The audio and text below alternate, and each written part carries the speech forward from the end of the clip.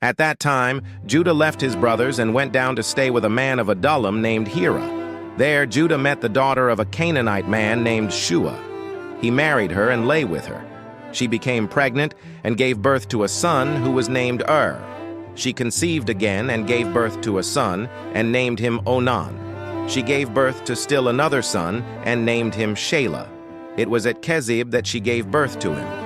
Judah got a wife for his firstborn, and her name was Tamar. But Judah's firstborn, was wicked in the Lord's sight, so the Lord put him to death. Then Judah said to Onan, "Lie with your brother's wife and fulfill your duty to her as a brother-in-law to produce offspring for your brother." But Onan knew that the offspring would not be his. So whenever he lay with his brother's wife, he spilled his semen on the ground to keep from producing offspring for his brother. What he did was wicked in the Lord's sight. So he put him to death also. Judah then said to his daughter-in-law Tamar, "Live as a widow in your father's house until my son Shelah grows up." For he thought, he may die too, just like his brothers. So Tamar went to live in her father's house. After a long time, Judah's wife, the daughter of Shua, died. When Judah had recovered from his grief, he went up to Timnah, to the men who were shearing his sheep, and his friend Hira the Adullamite went with him. When Tamar was told, "Your father-in-law is on his way to Timnah to shear his sheep," she took off her widow's clothes, covered herself with a veil to disguise herself, and then sat down at the entrance to Enaim, which is on the road to Timnah. For she saw that, though Shelah had now grown up, she had not been given to him as his wife.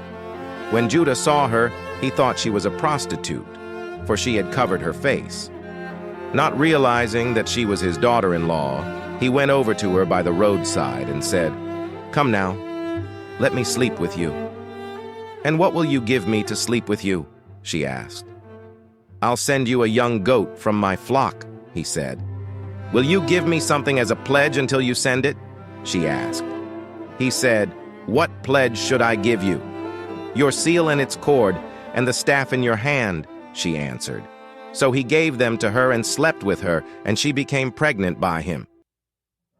After she left, she took off her veil and put on her widow's clothes again.